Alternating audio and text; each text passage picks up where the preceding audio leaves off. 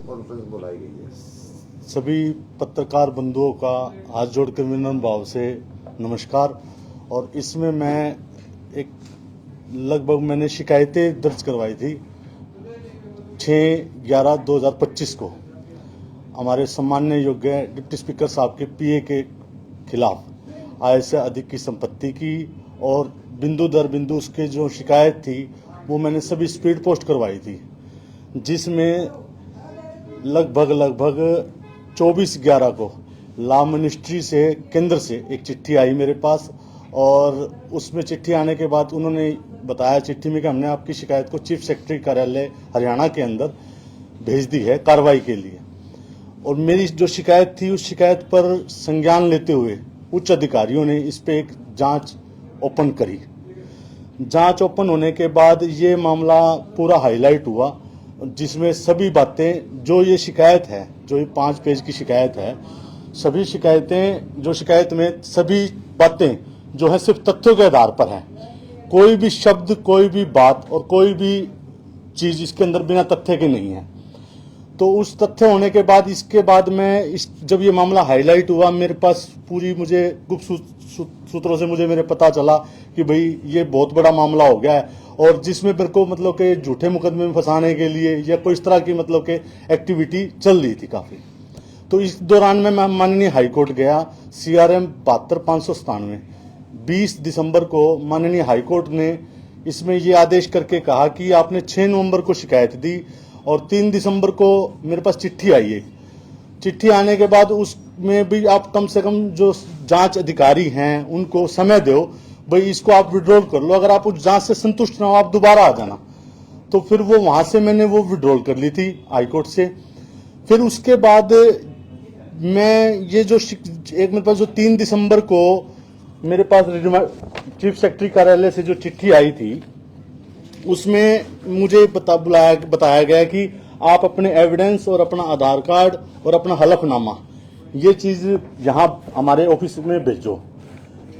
उसके बाद मैंने 16 दिसंबर 2025 को चीफ सेक्रेटरी में दोबारा चिट्ठी लिखी कि जी मैं अपने जो सबूत जो तथ्य हैं बिल्कुल रेडी हूं, हर परिस्थिति के साथ भाई देने के लिए तैयार हूं, और आपके कार्यालय में मुझे डेट तिथि दी जाए, मैं समक्ष हाजिर होकर दे दूंगा। जिसकी मैंने मेल भी करी, और ये 16/12 को मैंने चीफ सेक्रेटरी कार्यालय के अंदर डाक द्वारा भी भेजी जी। इसका मेरे पास अभी तक कोई रिप्लाई नहीं आया। फिर उसके बाद मैंने 2 जनवरी को फर्स्ट जेंटल रिमाइंडर एक एज पर लॉ दोबारा मैंने फिर भेजा कि जी मैंने आपके कार्यालय में ये पत्र भेजा है और इसकी जांच का जो भी तथ्य है, जो भी एविडेंस चाहिए, मैं बिल्कुल तैयार हूं उस चीज के लिए, भाई आप मेरे को बुलाओ और मैं ये देने के लिए तैयार हूं। फिर इस एपिसोड के दौरान जब ये एपिसोड चल रहा है, मेरे पास जो ये शिकायत है उन शिकायत से संबंधित रजिस्ट्रियां, डॉक्यूमेंट आप ये दिखा सकते हो, रजिस्ट्रियां, डॉक्यूमेंट जो भी चीज है सब बिंदु दर बिंदु एक एक चीज के तथ्य है मेरे पास। तथ्य से कोई शब्द बाहर नहीं है। देखो मैं एक चीज मानता हूं, 11 साल मेरे को कोर्टों में अपना वो करते हुए तो मैंने एक चीज सीखी कोर्टों के माध्यम से भी, और कि भाई जो शिकायत दी जाती है वो तथ्य के आधार पर दी जाती है, और शिकायत का बेस ही तथ्य के आधार पर होता है। बिना उसके जो शिकायत दी जाती है वो बोगस शिकायत होती है, उसका कोई आधार नहीं होता। तो अब इतनी बड़ी जो शिकायत है मेरी, ये जब उच्च अधिकारियों ने सेंटर से चिट्ठी आई है, चीफ सेक्रेटरी साहब ने संज्ञान लिया है, तो कहीं ना कहीं मेरी शिकायत वर्जन है पूरा का पूरा और तथ्य है। मैं उस शिकायत को प्रूव करूंगा सारी बातों को। तो इस एपिसोड के दौरान जो ये मेरी आज प्रेस वार्ता बुलाने का मेन विषय था कि मैं कहीं भी किसी चीज से कोई बात से बाहर नहीं हूं। मेरे पे सामाजिक दबाव भी है, प्रशासनिक दबाव भी है। प्रशासन के बताता हूं मैं आपको क्या बना मेरे साथ। एक 9 दिसंबर 2025 को बुलबुल रेस्टोरेंट के अंदर एक प्रेस कॉन्फ्रेंस की गई, जिसमें हमारे जींद के कोर्ट के एक अधिवक्ता नरेंद्र अत्री द्वारा मेरे प्रति, जिसके मतलब मेरे खिलाफ 11 साल से हमारी लिटिगेशन पेंडिंग है कोर्ट के अंदर, मामले हमारे लिटिगेशन जो कोर्ट के अंदर पेंडिंग है, उन्होंने बेबुनियाद बातें मेरे को ब्लैकमेलर, ठग, इस तरह की बातें का मतलब कि मेरा जो आचरण मतलब मेरा चाल चलन बताने के लिए प्रेस कॉन्फ्रेंस की, और जिसमें हमारे समाज के हरिराम दीक्षित जी, प्रबुद्ध ब्राह्मण देवता और अन्य ब्राह्मण थे। लेकिन वो प्रेस कॉन्फ्रेंस में जो बातें कही उसकी मैंने एक लाइव अगले दिन आके, जिस दिन 9 दिसंबर को यहाँ जींद बुलबुल रेस्टोरेंट के अंदर ये प्रेस कॉन्फ्रेंस हुई थी, और 10 दिसंबर को मैं माननीय हाईकोर्ट था, हाईकोर्ट के पीछे से जो फ्लैट था, मैंने वहां से अपना एक लाइव चलाया था। उसके अंदर जो मेरी व्यथा थी, जो मेरी बातचीत थी, भाई उस आदमी ने 11 साल से मेरा जो मान सम्मान परिवार सब कुछ बर्बाद करने का कार्य करा। वो अधिवक्ता महोदय शहर के भूमाफियाओं के, सूदखोरों के की पैरवी करते हैं, और खुद एक मतलब के भ्रष्ट सिस्टम के साथ मैंने उनकी कंप्लेंटें, उनके परिवार की कंप्लेंटें की हुई है। हमारी कोर्टों के अंदर लिटिगेशन पेंडिंग है। अच्छा, जो प्रेस कॉन्फ्रेंस की गई थी, वो प्रेस कॉन्फ्रेंस एक षड्यंत्र के तहत करी गई थी, जिसमें हमारे समाज के प्रबुद्ध समाज सेवी सुनील वशिष्ठ जी, जो कि एक अन्ना वेलफेयर टीम सोसाइटी के तहत लगभग 2,04,000 रुपए की राशि हर महीने नगर परिषद से ले रहे हैं, और जिसके मतलब के पार्कों की फर्जी पैमाइशें की हुई है। अब आपको इसको एक जानने का विषय ये बताऊंगा कि उनकी शिकायतें मैं लगभग काफी दिन से कर रखी है मैंने, उसके अंदर जो भी है सारी की सारी, और उन शिकायतों में जो शिकायतें मैंने कर रखी हैं उसके अंदर आपको दिखाना चाहूंगा। देखो, 9 जनवरी की सबकी रिसीविंग कॉपी है, डाक द्वारा भेजी कॉपी है, सबको मैंने डीएमसी को, कमेटी को, डिप्टी सम्माननीय योग्य डिप्टी स्पीकर साहब को, सबको मैंने शिकायतें करी कि जी ये फर्जी पैमाइशें करवा के सरकार के पैसे को चूना लगाने का कार्य किया जा रहा है। और ये जो कार्य किया जा रहा है मोहित की और सुनील वशिष्ठ की, जो मेरे को गुप्ता पता लगा, भाई एक षड्यंत्र के तहत ये सारी चीजें करी गई। मैंने ये शिकायतें दी, आज तक इन शिकायतों पर कार्रवाई नहीं की गई, शिकायतों पर कोई कार्रवाई नहीं की, तथ्यों के ब्याह पर शिकायतें दे रखी। तो इसमें भी ये बहुत बड़ी संदेहजनक हालत प्रतीत होती है। हालांकि उनके हमारे जो समाज के सेवी हैं, बड़े भाई कहूंगा, ब्राह्मण देवता हैं, सुनील वशिष्ठ जी हैं, उन्होंने लगभग 5-6 महीने से उनकी पेमेंट नगर परिषद जी द्वारा रोकी हुई है। और जो मैंने उनसे एक चीज बार बार अपने लाइव के माध्यम से, अपनी आईडी, फेसबुक आईडी से मैं एक चीज बार बार कह रहा हूं कि आप अगर आप साफ सुथरा हिसाब रख रहे हो, साफ सुथरा काम कर रहे हो, तो आप अपना आके अपना रिकॉर्ड दो कि भाई आपके पास ये पेमेंट आई है जी, हमने ये चीज लगाई है। वो चीज भी सारा का सारा झोल है, उसका मैं सिर्फ तथ्य बाय तथ्य क्लियर कर दूंगा। अच्छा, जो अन्ना टीम वेलफेयर, इसमें एक बताने की बात और है कि अन्ना टीम वेलफेयर सोसाइटी है, जो रजिस्ट्रार ऑफिस से, जिसकी ऑडिट रिपोर्ट, लेजर बुक, जो बैलेंस शीट होती है ना, वो रजिस्ट्रार ऑफिस ने रिजेक्ट की हुई है। रिजेक्ट होने के बाद उस मतलब संस्था को ब्लैकलिस्ट करना चाहिए था एज पर लॉ। जो इनका सोसाइटी एक्ट है, जो मैंने पढ़ा है, भाई एक सोसाइटी एक्ट के अनुसार एक संस्था बार बार पैसे ले रही है तो कहीं ना कहीं मिली भगती साफ दिख रही है, जिसमें नगर परिषद भी इन्वॉल्व है। मैंने ये सब शिकायतें मैंने मुख्यमंत्री जी को, हेडक्वार्टर में, सभी जगह शिकायतें करी, लेकिन सब पेंडिंग दिखा रहे हैं। मैं बार बार आरटीआई लगा रहा हूं, शिकायतें सब पेंडिंग दिखा रहे हैं। तो इस दौरान जो ये 9 दिसंबर को जो प्रेस कॉन्फ्रेंस हुई, उसमें उन्होंने जो शब्द कहा, मैंने 10 दिसंबर को अपनी व्यथा लिखी थी, बात बताई थी, उसके अंदर अपनी व्यथा बताई कि जी इस आदमी ने मेरे साथ ये चीज कर रखी है। चलो एक और बात है इसमें, एक बात और बात आएगी बीच में कि वो अधिवक्ता महोदय, मैं दिखाता हूं आपको, वो अधिवक्ता महोदय इस प्रेस कॉन्फ्रेंस के अंदर पहुंच रहे हैं और प्रेस कॉन्फ्रेंस की जा रही है, तो कहीं ना कहीं स्पष्ट ये जाहिर हो रहा है कि भाई मेरे को जलील करने, वो जो भी चीज करने के लिए कर रहे हैं, जैसा भी कर रहे हैं, लेकिन उस चीज का मैंने कोई वो नहीं करा। ये वहां पे किसी, देखो अच्छा अधिवक्ता होगा ना, वो इस तरह अधिवक्ता वहां पे किसी प्रेस कॉन्फ्रेंस में नहीं पहुंचेगा जी। जो सभ्य अधिवक्ता हो गया, वो आके अपनी बात इस तरह से रखे, या तो कोई प्रूफ के साथ, एक एक तथ्य के साथ आके अपनी बात रखे। ये जो बातें, चलो मेरे पे दीवानी केस है, मैं मान गया भाई, मैं फाइनेंशियली क्राइश में, देखो मैं एक सच्चाई, एक बात और बताना चाहूंगा, फाइनेंशियली क्राइश हो गया मेरे साथ, उसमें मैं फेल हो गया। फेल होने का, कोर्टों में दीवानी मामले चले, जेल काटी, आगे भी काटने तैयार हूं, अपना मान सम्मान परिवार सब कुछ खत्म कर, एक समाज हित के लिए कार्य कर रहा हूं, जो भी कर रहा हूं भाई। एक लोगों का ये कर रहे हैं, जो भी कर रहे हैं गलत कर रहे हैं भाई। मेरे के साथ जाति करी, जो ये नरेंद्र अत्री है, इसके 4-5 नीचे गुर्गे हैं, जो सूदखोर हैं, भूमाफिया हैं, सब के सब लगभग 2-2.5 करोड़ रुपए मेरे मतलब कि वो परेशान कर रखा, खा चुके हैं, लेकिन मैं अपनी लड़ाई को अपने कानून के अनुसार लड़ रहा हूं। अब उस प्रेस कॉन्फ्रेंस पे आ जाओ। जो प्रेस कॉन्फ्रेंस की गई वो एक षड्यंत्र के तहत मोहित शर्मा और सुनील वशिष्ठ द्वारा करवाई गई थी कि भाई इसको बदनाम, अपमानित करो, दबाव बनाओ और करो। लेकिन इस चीज का, मैं जब कानून से कोई शब्द बाहर नहीं है मेरा, मैं सिर्फ कानून के तरीके से चल रहा हूं, जो भी कर रहा हूं। फिर उसके बाद जी 10 तारीख को लाइव आया, मैंने लाइव आके उसको एक सभ्य भाषा में, कोई गाली नहीं, कोई गलोच नहीं, एक मेरे भाव बोले थे, जो मेरी मतलब कि यातना थी लालो 11 साल के जो मैं पीड़ित था, मैंने वो बोला था, और उसमें भी कोई भद्र भाषा का प्रयोग नहीं करा। उसने अपनी एक शिकायत देके थाना शहर के अंदर, देखो एक इसमें कमाल की बात और बताऊंगा कि थाना शहर के अंदर दबाव बनाने के लिए एक षड्यंत्र के तहत मेरे खिलाफ एक 10 नंबर एफआईआर दर्ज करी गई सिटी थाना के अंदर 9 जनवरी 2026 को जी। उस एफआईआर को मैंने पढ़ा, उस एफआईआर के जो कंटेंट हैं, जो उस एफआईआर के अंदर जो सेक्शन लगाए हैं, बिल्कुल मनगढ़ंत सेक्शन लगाए हैं। कोई आप उस एफआईआर के कंटेंट को अगर पढ़ोगे तो कोई भी चीज नहीं है, लेकिन चलो अब दबाव है सरकार के एक नुमाइंदे से वो करा है, जी चीजें आगे करिए, ये चीजें तो होनी है, इस चीज के लिए माइंड भी प्रिपेयर है, जेल भी होगी, जेल भी काटूंगा, कोई दिक्कत नहीं, हर चीज के लिए प्रिपेयर हूं। और तो और मेरे को झूठे मुकदमे में और भी फंसाया जा सकता है, मेरे पीछे सीआईए लगा रखी है और कर रखी है, लेकिन मैं जब कोई कानून से बाहर कुछ काम करता ही नहीं, कोई काम नहीं कर रखा मैंने कानून से कोई काम बाहर। मैंने अपनी शिकायत तथ्य के ब्याह पे दे रखी है। अब इसमें एक और बताऊंगा, जब उन्होंने अपनी शिकायत दी, उन्होंने जो अपनी शिकायत दी, मैंने उस शिकायत के अंदर अपनी भी एक शिकायत जींद पुलिस को दी कि भाई कहा कि भाई इसने ये आके मेरे खिलाफ प्रेस कॉन्फ्रेंस करी, जिसकी मैं एसपी साहब को, आईजी साहब को और पेन ड्राइव समेत मैंने ये शिकायत दी। देखो कमाल की बात, एक एक शब्द तथ्य के साथ इसके अंदर लिखा कि भाई ये शब्द इसने कहा। उसने फेसबुक आईडी से मेरे को अपमानित करने का कार्य करा, लेकिन अब वो पुलिस के पास जांच गई तो पुलिस ने मेरी एफआईआर तो दर्ज करी नहीं, इनकी एफआईआर दर्ज कर दी। तो कहीं ना कहीं प्रशासन का दबाव है।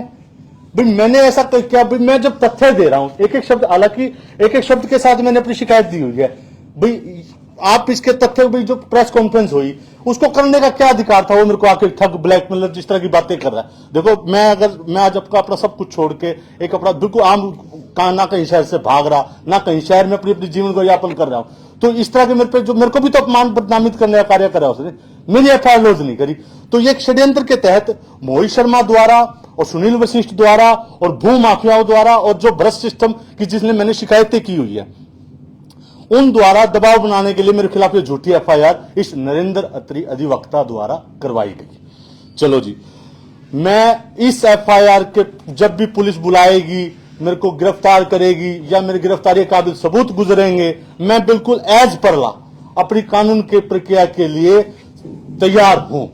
मैं कहीं भी कहीं किसी चीज से वो नहीं कर रहा, लेकिन अपनी इस एफआईआर को दर्ज कराने के लिए चाहे मेरे को सुप्रीम कोर्ट तक जाना पड़े, मैं अपनी इस लड़ाई को लड़ने का कार्य करूंगा। ये मेरी बात थी और ये मेरी व्यथा थी। भाई मैं हर चीज के लिए दस्तावेजों के आधार पर तैयार हूं अपनी बात के लिए। अब आपका कोई सवाल हो, प्रश्न हो, वो मैं रिंकू जी, हाँ जी, आपने मोहित शर्मा जी के खिलाफ शिकायत की जी, और उसमें उसके बाद अपने विधायक जी ने और डिप्टी स्पीकर साहब ने भी प्रेस कॉन्फ्रेंस की जी, और उन्होंने कहा था कि जब जांच शुरू होगी तो हम उसको हटा देंगे। जी, आप कह रहे हैं जांच शुरू हो चुकी है जी, लेकिन वो कह रहे हैं कि अभी जांच शुरू नहीं हुई। इसमें मैं सबसे पहले तो हमारे सम्माननीय योग्य डिप्टी स्पीकर साहब जी का धन्यवाद व साधुवाद देना चाहूंगा कि उन्होंने मेरी शिकायत को मुख्यमंत्री जी के पास पहुंचाने का कार्य करा, और पहुंचाने के बाद उन्होंने कहा था कि जब भी जांच शुरू होगी इसको मैं छुट्टी पर भेज दूंगा। जांच की तो जांच शुरू होने का मतलब ये होता है पत्रकार महोदय कि जब एक चिट्ठी आ गई, जब एक ये चिट्ठी आ गई कि हमने इसकी जांच शुरू कर चुके हैं, तो वो काम तो उनका है, मेरा नहीं है। चीफ सेक्रेटरी कार्यालय से जब कोई जांच शुरू होने के लिए आई है तो जांच शुरू होगी। अब ये जांच तो शुरू हो चुकी है, अब वो पद से हटाए हैं नहीं हटाए वो उस बारे में मुझे नहीं पता, वो उनका काम है जी। तो अब इसमें मैं प्रार्थना और करना चाहूंगा कि हमारे सम्माननीय योग्य डिप्टी साहब से, भाई उन्होंने कहा था तो वो उस बात को अपना कायम करें और इसको अपने पद से हटाएं, क्योंकि जब ये पद पे रहते हुए अब इस तरह की दुर्विधि मेरे साथ वार्ता कर रहा है, मेरी हत्या भी करवा सकता है, क्योंकि बैड एलिमेंट हैं काफी चीजों के संपर्क में। भाई इसमें एक बात और कहना चाहूंगा मैं आपको, अगर पत्रकार महोदयों के अगर मेरे साथ किसी प्रकार का कोई हादसा हो जाता है, आप सब लोग हो, मेरे साथ किसी प्रकार का कोई हादसा हो जाता है, तो Mohit son of Bhaiyaram, Sunil Vashishtha son of Tekaram, Narendra Atri son of Balaram, Shiv Kumar Atri, Balaram Atri, Ghanshyam Sharma Shiv collection, Rajesh Malik Shiv collection, Deepak Shoran son of Ramesh Shoran और नरेंद्र शर्मा डीआईसी, ये सब भ्रष्ट सिस्टम और सूद को जिम्मेवार होंगे मेरे साथ किसी प्रकार का कोई हादसा हो जाता है तो। आपको कहीं ना कहीं खतरा लग रहा है? हाँ, जान का पूरा खतरा है, क्योंकि जब इस तरह की बैड एलिमेंट की एफआईआर मतलब कि झूठी एफआईआर दर्ज कर रहे हैं, मेरे को धमकियां भी दी जा रही हैं, लेकिन मैंने शिकायतें भी दे रहा हूं, लेकिन नहीं हो रही कार्रवाई, क्योंकि कहीं ना कहीं भ्रष्ट सिस्टम भी मजबूत है जी। मैंने जो निष्कर्ष निकाला। जब आप लाइव आए थे रिंकू जी, तो वहाँ पे कमेंट पढ़ा था मैंने कि थोड़ा सा मतलब ये चर्चाएं चल रही है शहर में कि भाई आप जो है मतलब ये गेम जो सारा पैसे के लिए हो रहा है, भाई आपको पैसों से खरीदा जाएगा, मतलब ऐसी चर्चाएं शहर में चल रही है। एक कमेंट पढ़ा था ये जो चर्चाएं है ना जी, ये चर्चाएं और ये अफवाहें इन्हीं लोगों द्वारा उड़ाई जा रही हैं, मेरे को समाज में अपमानित और वो करने के लिए इन्हीं लोगों द्वारा उड़ाई जा रही है जी। आपका कहना है आपको जान का खतरा है? हाँ जी। कोई रिकॉर्डिंग है, कोई धमकी है?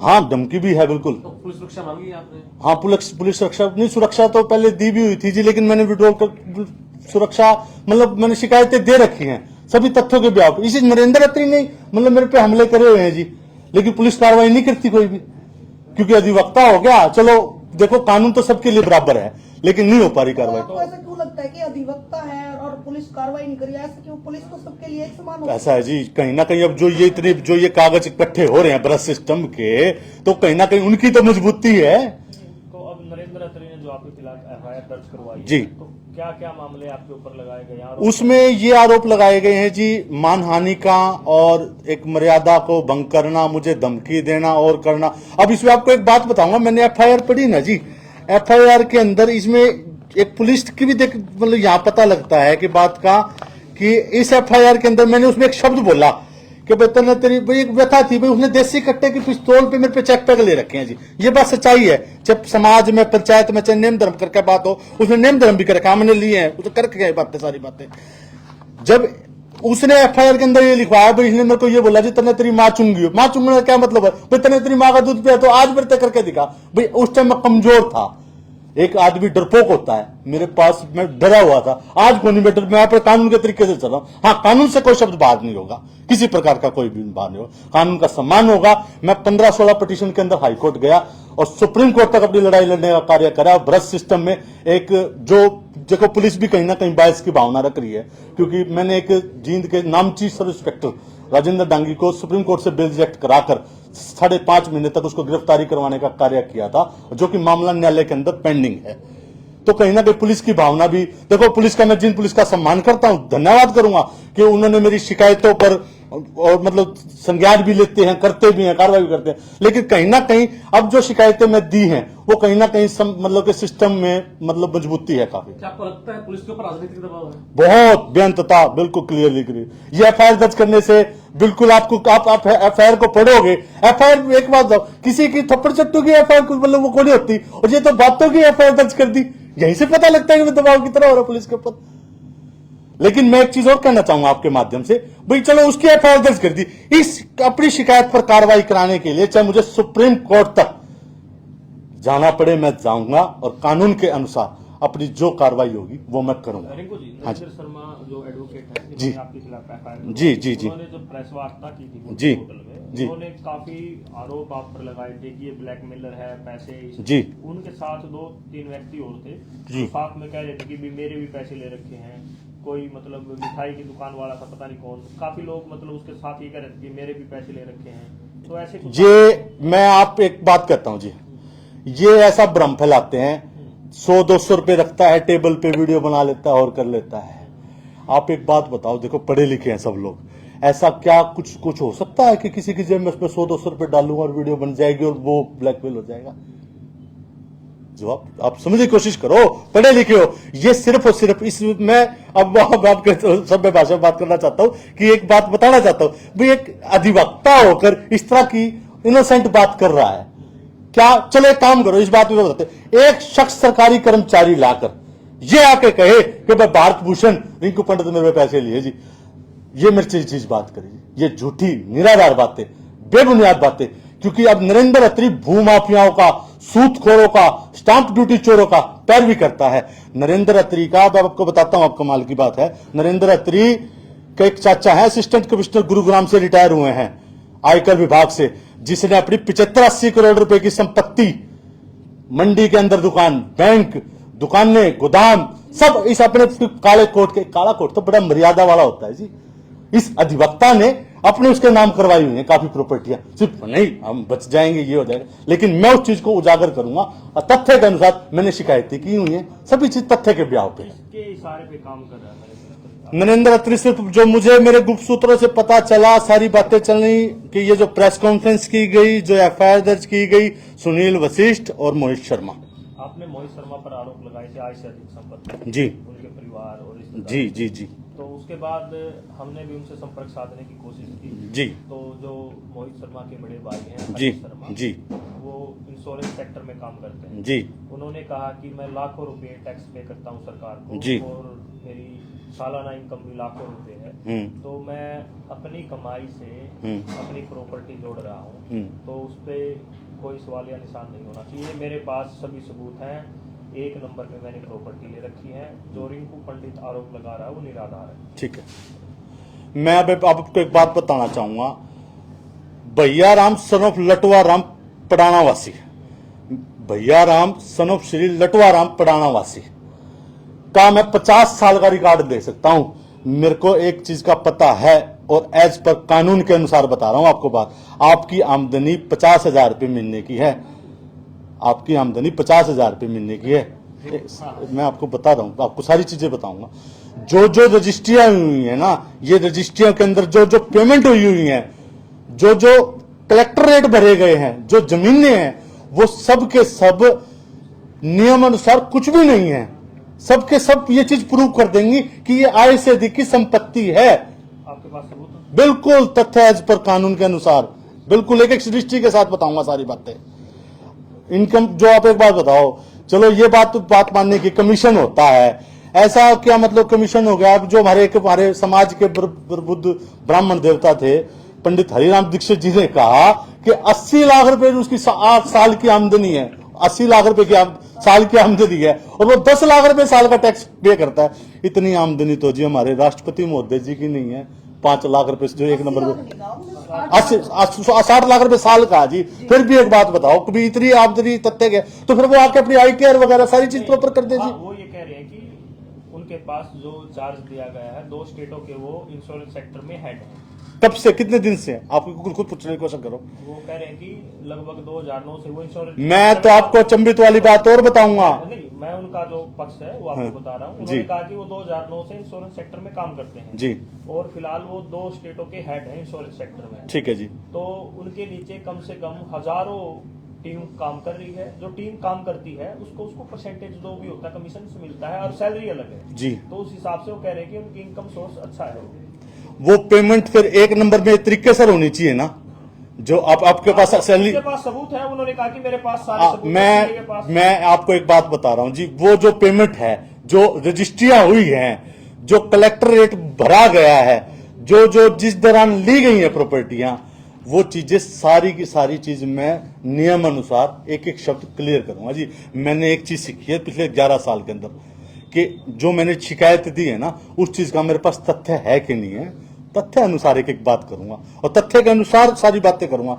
अब आपको अचंभित एक बात और होगी, नगर परिषद के अंदर 100 टेंडर अगर हुए ना, 90 टेंडर एक आदमी को दिए गए हैं इनकी सहमति से।